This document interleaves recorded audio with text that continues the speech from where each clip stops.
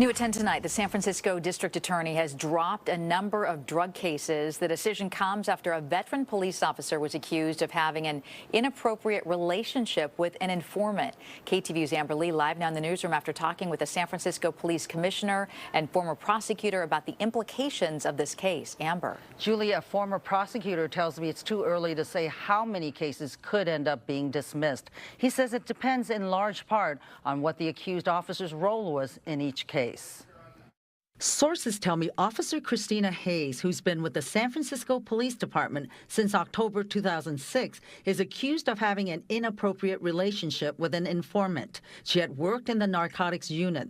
The police union says Hayes is now assigned to administrative duties and has no contact with the public. It was very troubling to me. I think it's important that we hold our officers to the highest standards of conduct because it best protects the public. Police Commissioner Kevin Benedicto says he cannot talk about this case because it's under investigation, but that he is surprised and disappointed by the allegation. He says he's concerned about the impact on the city's efforts to crack down on drug dealing. It undermines trust in the public. It undermines ongoing investigations, which is why it's so important to have strict conduct policies. District Attorney Brooke Jenkins says cases have been dismissed due to issues with witness availability, and her office will determine if cases can be refiled.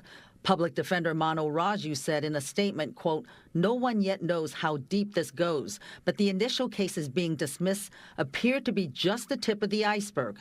Thousands of cases may be tainted." One person makes a mistake and it goes directly to the person's credibility as a witness, as a police officer, and the result is cases are now being dismissed. Former Alameda County Prosecutor Terry Wiley says it is unlikely those cases will be refiled.